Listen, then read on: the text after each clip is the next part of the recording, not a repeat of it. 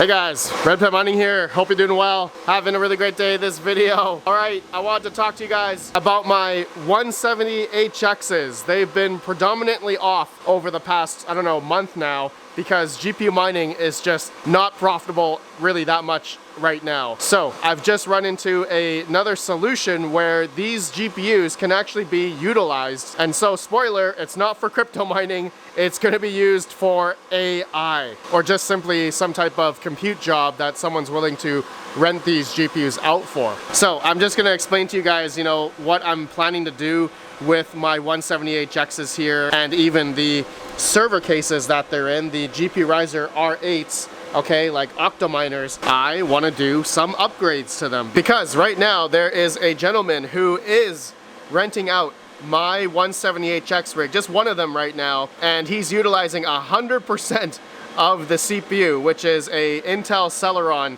only 2-core CPU, all right? And looks like he's not using the max amount of memory, but the CPU is completely at 100%. So I'll explain how the gentleman is renting my rig, and I'll explain the upgrades that I'm going to be doing on all of my 170HX rigs right after today's sponsor. Are you tired of jumping between mining pools, swapping wallets, or even dealing with complicated payouts? Check out PowerPool.io. PowerPool has the top mining algorithms such as SHA-256, Script, Eaglesong, X11, K-Heavy-Hash, and even ETC hash, letting you mine while optionally converting rewards into Bitcoin, USDC, or other supported coins. PowerPool helps you avoid holding volatile altcoin balances and simplifies treasury management, especially useful for mining farms or anyone tracking taxes and cash flow. Personally, over the past couple months, I've pointed all of my ASIC mining hardware to PowerPool, and I have found it to be the most profitable and honest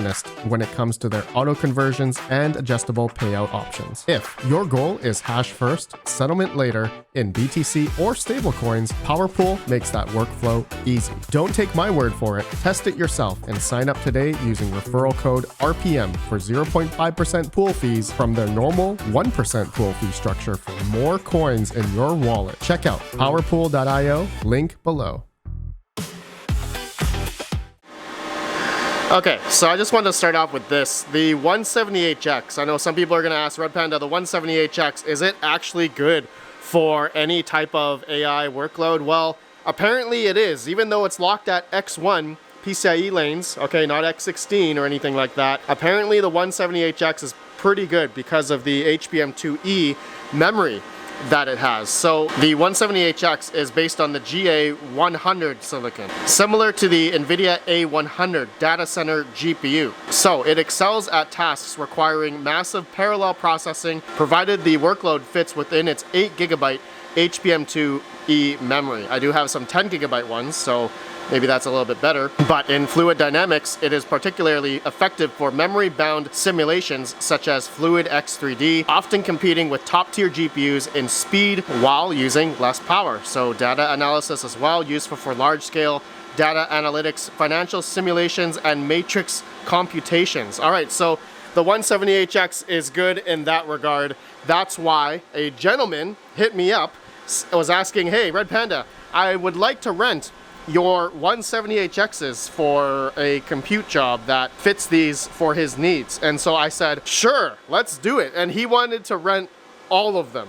But first, before we do that, he wanted to just try it on one, and that's what I recommended as well, is that we test it on one rig. So I have HiveOS installed on here. And how is he accessing it? Well, he is accessing it with SSH and his own private keys. So, and thank you to Mr. Swamp7 for helping me set that up. But the gentleman who's renting it right now, he's currently using his own program on this thing. Right now, he is using a good amount of power on each GPU. It looks like it is different across the board. On my 10GB cards, actually, he's not on my 8GB ones, but he's testing it on a 10GB rig.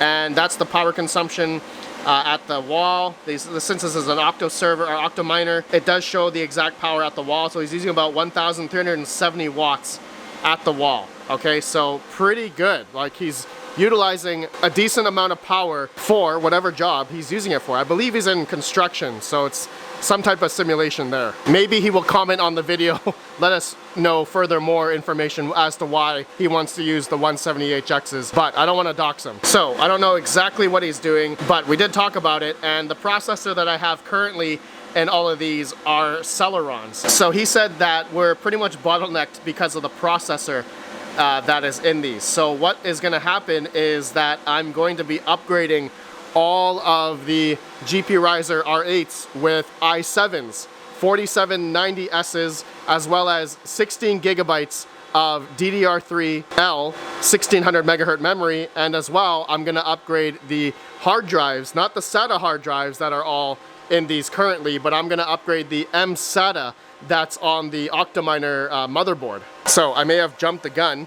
I ordered all of it before he even tested it, but he did say that it was working. His program is working on one of my 170HX rigs with a Celeron and 8 gigabytes of memory. But he said that it would be nice if we could upgrade the processors to i7. So yeah, right now it's this processor right now. This is the Octominer main board, I guess motherboard, essentially daughter board, and this is a Pentium G3220.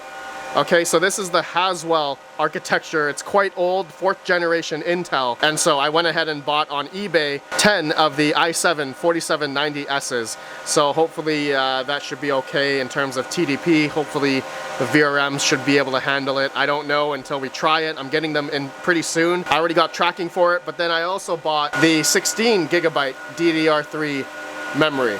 Okay, SODIMM sticks for these boards as well, all 10 of them. And then as well, I bought 10 mSATA 512 gigabytes of space. So hopefully that'll get a bit of more throughput in terms of speed. I don't think he needs that much space, but I said, you know what, it didn't cost that much for more mSATAs, so I purchased 10 512 gigabyte mSATA sticks as well. So yeah, upgrading these 3 parts on the gprisers.com R8s, okay? And so hopefully that will bode better for the gentleman who is going to rent all of my 170HXs, which is wild. So I'm gonna get asked this question. You guys are gonna ask, Red Panda, why didn't you just, you know, put all the 170HXs on simplepod.ai or Clore or, I don't know, another AI rental platform? And I tried SimplePod and it wouldn't work, simply because is that the spec of the Octominers or GP Riser R8s, it doesn't hit the minimum requirement, so it doesn't work on SimplePod. I haven't tried Clore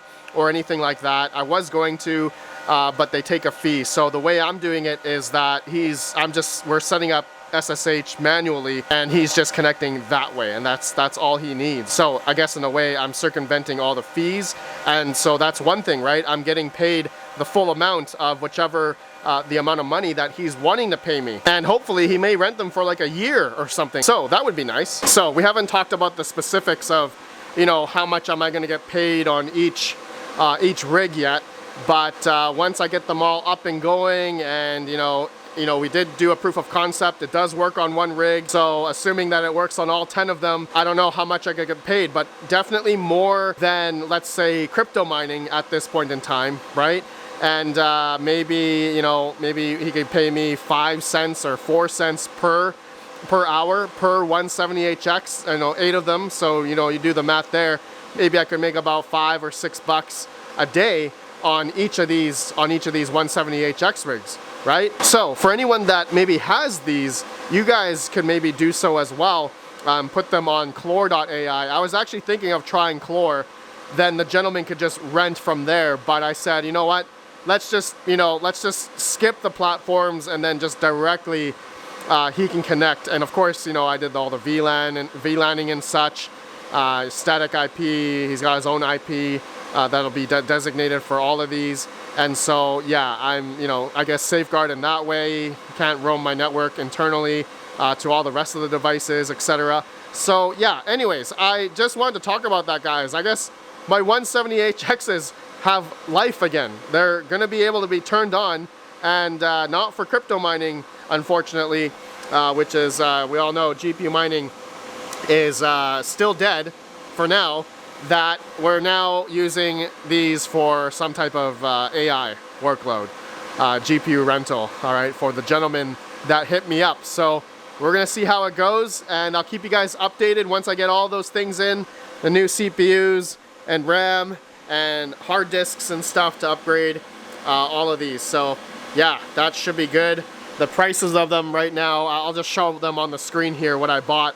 Wasn't too bad. I think I spent about, what, 1,200 USD for 10 hard drives, 10 mSATAs, 10 DDR3 sticks, SODIMM sticks, 1600 megahertz, and as well as the i7 4790Ss. So we'll see how it goes. You guys let me know your thoughts. Is this a cool idea? At least they have some use case still. Thanks to the gentleman who let me know that the 170HX is actually still pretty good for certain simulations. All right, I'll see you on the next one. Have a good one.